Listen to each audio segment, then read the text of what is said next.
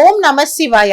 Welcome to Sita Sharma success మంత్ర. ధనం మూలం ఇదం జగత్ అంటే ఏంటంటే ప్రతి ఒక్కరికి ఏ పని చేయాలన్నా సరే ముందు కావాల్సింది ధనం అండి. మనీ, సంపద. ఏంటంటే మనం ఏది కూడా ఫ్రీగా రాదు, మనకి ఏది కూడా ఉచితంగా రాదు, ఫ్రీగా రాదు. మనం కష్టపడి సంపాదించిందే ఇంపార్టెంట్. ఏంటనంటే ఇప్పుడు స్కూల్లో ఫీజులు కానీ లేకపోతే చిన్న వాటికండి మనం బయటికి వెళ్తే కూడా ఎవరు కూడా ఫ్రీ ఏది ఇవ్వరు. మీరు నా దగ్గర రూపాయి తగ్గింది కొంచెం తీసుకో అయ్యా అన్నా కూడా ఎవరు ఇవ్వరు. సో ఏంటంటే ప్రతి ఒక్కరు కష్టపడి సంపాదించిన ధనాన్ని సరిగ్గా దాచుకొని అది కరెక్ట్ వేలో మీరు ఖర్చు పెడితే మీకు ఎటువంటి సమస్యలు అనేది ఉండదన్నమాట.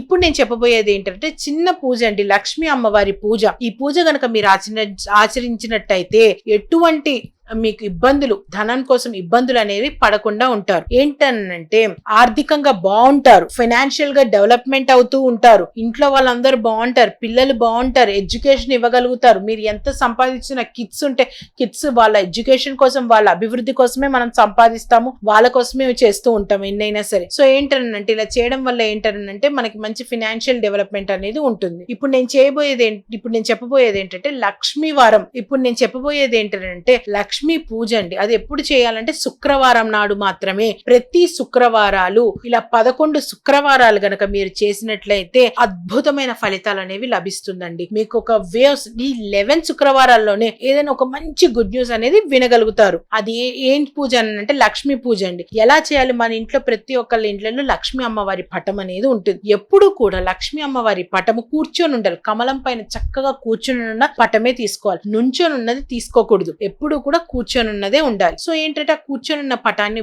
ఉంచుకొని మీరు చక్కగా పూల దండ వేసి, మంచి మల్లె పూల దండ వేసి, మంచి గులాబీ పూలతో గాని అట్లా చక్కగా అలంకరించుకొని చక్కగా పూజ అనేది చేయాలన్నమాట. ఇంట్లో దీపారాధన చేసి ధూపం వేయాలి, సాంబ్రాణి ధూపం వేసి ఆవు పాలతో పరమాన్నం అనేది చేయాలి.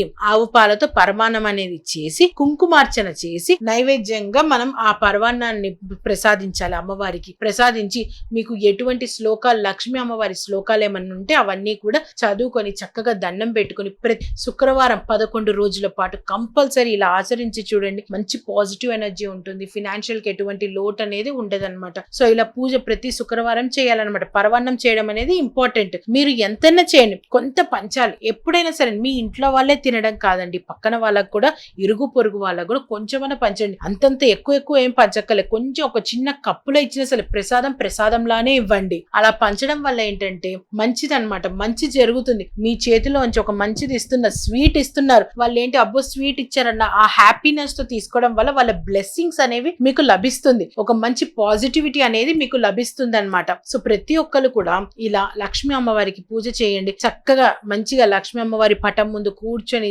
హడావిడిగా చేయొద్దు. ఇది వర్కింగ్ చేసే వాళ్ళు ఈవినింగ్ సాయంత్రం పూటన్న స్నానం చేసి ఇంటికి వచ్చి 6 తర్వాత చక్కగా చేయండి. ప్రతి ఒక్కరు కూడా ఇలా ఆచరించి చూడండి. మంచి పాజిటివ్ ఎనర్జీ అనేది ఉంటుంది, ధనలాభం అనేది ఉంటుంది అనమాట. ప్రసాదం మటుకు కంపల్సరీ చేయాలండి. ఈ పూజకి మెయిన్ ఏంటంటే ప్రసాదము, అది కూడా ఆవు పాలతో చేసిన పరవాన్నమే వెరీ ఇంపార్టెంట్. బెల్లము వేసి ఆవు పాలతో ఆ బియ్యం పోసి చక్కగా ప్రసాదం చేసి మీరు తినండి, ఇంట్లో వాళ్ళందరూ తినండి.